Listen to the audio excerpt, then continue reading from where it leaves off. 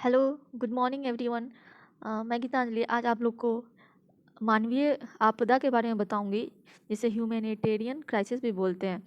तो अब हम चलेंगे नेक्स्ट स्लाइड में। ये देखिए किस तरह के मानवीय संकट आते हैं। जैसे इसमें कुछ भी हो सकता है, एक मानव निर्मित भी हो सकता है या फिर नेचुरल भी हो सकता है, जैसे कि बाढ़ आना। कितनी बुरी स्थिति हो जाती है, आप देख सकते हैं कि ये बच्चा कितना ज़्यादा माल न्यूट्रिशन का शिकार है। तो इस तरह से बहुत सारे लोग यहाँ इतनी ख़राब स्थिति हो जाती है कि वो अपना 2 वक़्त का खाना भी नहीं ले सकते।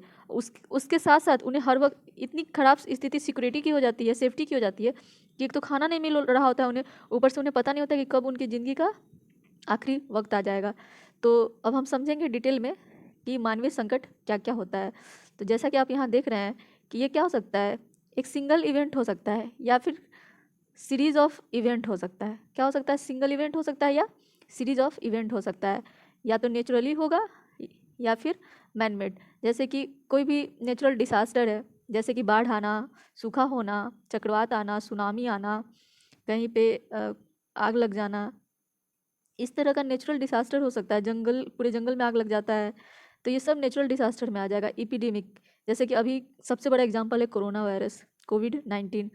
ये एक बहुत बड़ा महामारी है जो पूरे विश्व में फैला हुआ है।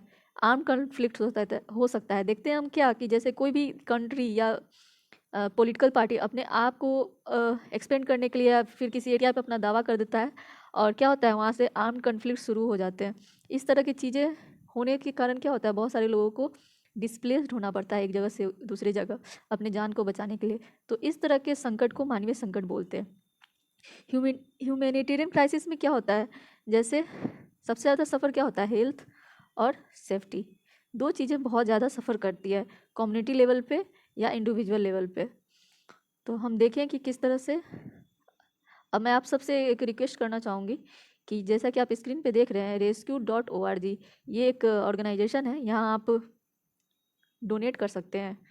ये नहीं कि बहुत बड़ा अमाउंट, आपको जो सही लगता है आप उतना डोनेट कर सकते हैं, अगर आप चाहते हैं कि आप भी कुछ मानवता में अपना योगदान दें तो।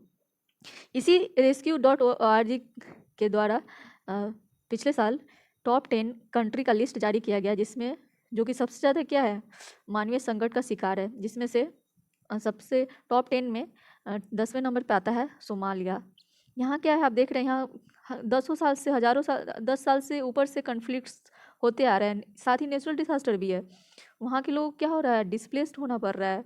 2.6 मिलियन लोग डिस्प्लेस्ड हो हैं।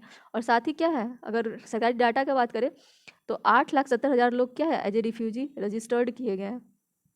9वां नंबर पे आता है इथोपिया। यहाँ क्या है, इंटरनल कन्फ्लिक्ट बहुत ज़्यादा है। यहाँ टोटल कितने 1.4 मिलियन लोग क्या है, इंटरनली डिस्प्लेस्ड है। मतलब सेम कंट्री में एक जगह से दूसरी जगह उनको माइग्रेशन करना पड़ा। वहीं क्या है, ये रिपोर्ट है 2018 का। अब तीसरे नंबर पे क्या है, नाइजीरिया।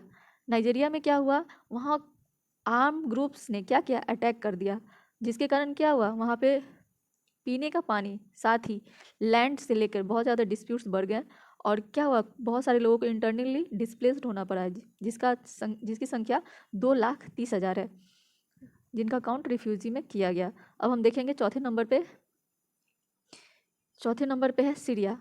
जैसा कि आप सभी देख रहे हैं, सीरिया अक्सर कन्फ्लिक्शन की वजह से हमेशा सुर्खियों में रहता है। आर्म कन्फ्लिक्ट्स वहाँ बहुत ज़्यादा होते हैं। 2011 में क्या हुआ था, वहाँ पे प्रोटेस्ट हुआ था, जिसके कारण क्या हुआ, बहुत सारे लोग डिस्प्लेस्ड होने लगे।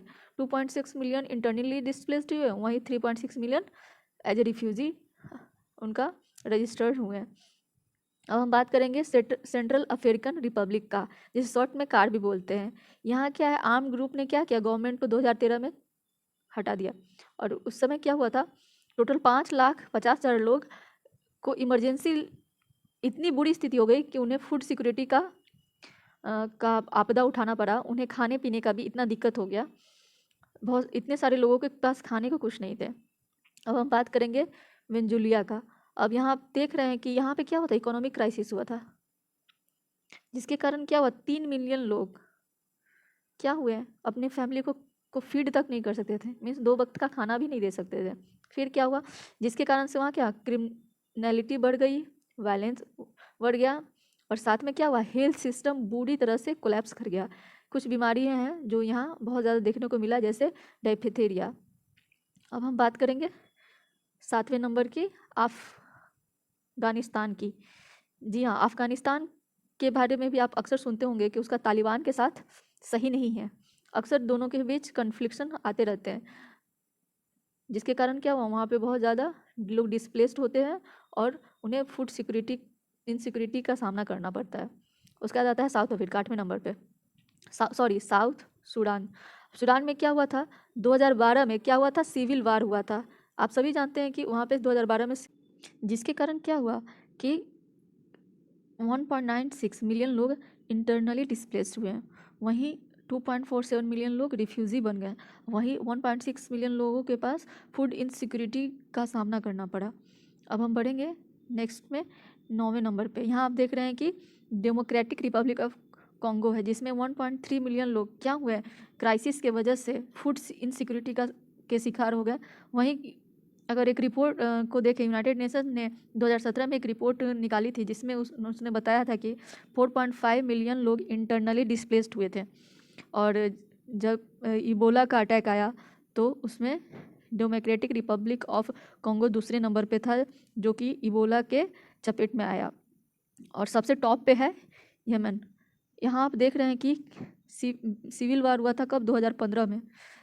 2015 में सिविल वार हुआ था, जिसमें कि बहुत सारे लोग इधर उधर डिस्प्लेस्ड हो गए थे। यूनाइटेड नेशन ने 2018 में इसे मैसिव फेमिनाइन के नाम से भी इसको घोषित किया था, और जिसमें क्या होता, 63,500 यमन जो थे वो बहुत ज़्यादा फूड इनसिक्योरिटी का शिकार हो गए। और साथ ही क्या हुआ, कॉलेरा जैसी बीमारियां वहाँ पे तेज़ी से फैलने लगी, जिसके कारण वहाँ का कंडीशन और भी बुरा होते गया। और थैंक्स फॉर लिसनिंग मी, और इतने ध्यान से सुनने के लिए बहुत बहुत धन्यवाद। अगर आप नए हैं इस चैनल पे तो इसको सब्सक्राइब कर सकते हैं, या फिर कोई कमेंट कर सकते हैं, लाइक कर सकते हैं। अगर आपको नहीं अच्छा लगा है, आपको ख़राब लग रहा है, तो वो भी सजेस्ट कर सकते हैं कि किस तरह से हम इसको और बेहतर बनाएं। और सोशल वर्क से रिलेटेड कोई भी टॉपिक हो तो आप मुझे सजेस्ट कर सकते हैं, मैं उस पर वीडियो बनाना चाहूँगी। Thank you.